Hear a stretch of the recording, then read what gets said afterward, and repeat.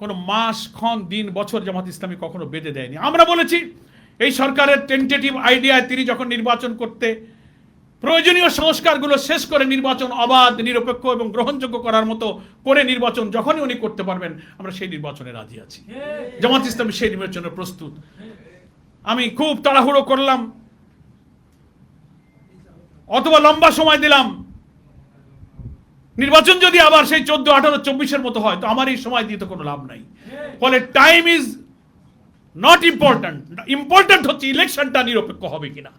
তার আগে এই মানবতা বিরোধী অপরাধ যারা করেছে, হাজার হাজার লোককে যারা খুন করেছে, মৃত লাশ আগুনে পুড়িয়ে যারা ছাই করেছে, হেলিকপ্টার থেকে শিশুকে যারা হত্যা করেছে, এই ইতিহাসের বর্বরতম খুনিদেরকে ট্রাইব্যুনালে যে মামলা হয়েছে, বিচার শুরু হয়েছে, এই বিচার দৃশ্যমান হওয়া চাই। বিচার না করে অপরাধীদেরকে আপনি যদি শাস্তি না দিয়ে আপনি নির্বাচনের নামে তাড়াহুড়ো করে পার হয়ে যেতে চান, বলা যায় না আধিপত্যবাদী শক্তিরা কিন্তু এখানে আবার স্পেস খুঁজে নেবে। কত দুঃখ দেখেন, আমাদের এই বন্ধুরা বলতেছেন ইনক্লুসিভ ইলেকশনের নামে ওনারা আওয়ামী লীগকে অ্যাডজাস্ট করতে চান। এই 6-7 মাসেই আপনি ভুলে গেলেন কি করেছেন? এখনো তো গণমাধ্যমে, টেলিভিশনে সেই ভিডিওগুলো, লাশগুলো গাড়ি থেকে কি করে ফেলছে, কি করে গুলি করছে, আমার ছাত্ররা কি করে আহাজারি করছে ফুটপাথে, সেই দৃশ্য আপনি 7 মাসে ভুলে গেলেন। আপনি এক্ষুনি বলেন আওয়ামী লীগকে আপনি অ্যাডজাস্ট করবেন। বিচার হবে, জনগণ সিদ্ধান্ত নেবে তাদের কি হবে। তারা যে অপরাধ করেছে এই আইনে তাদের বিচার করা ছাড়া আপনি এই দেশের রাজনীতির আভ্যন্তরীণ সুস্থ পরিবেশ কখনো ফেরাতে পারবেন না। ফলে প্রয়োজনীয় সংস্কার চাই, মানবতা বিরোধী অপরাধীদের বিচার চাই, তারপরে আমরা গ্রহণযোগ্য নির্বাচন চাই। সরকারকে তার যথার্থ সময় উপযুক্ত সংস্কার শেষে তিনি যখন নির্বাচন করতে পারবেন, সেই নির্বাচনে অংশগ্রহণের জন্য জামাত ইসলামী প্রস্তুত আছে।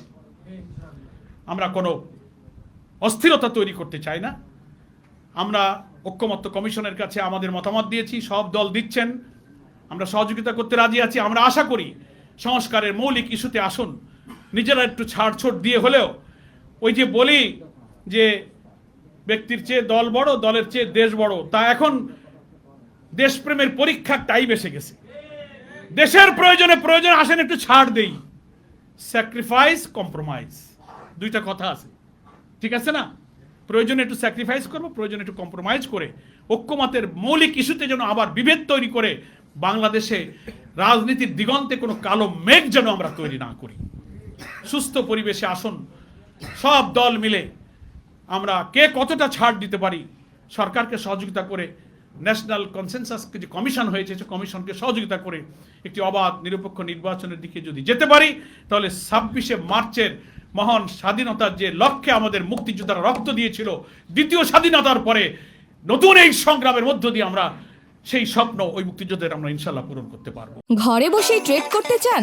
তাহলে আমরা দিচ্ছি তার বেস্ট সলিউশন। মার্কেটের সব প্রয়োজনীয় তথ্য জানা থাকলে বিনিয়োগের যাত্রা হয়ে ওঠে আরো সহজ।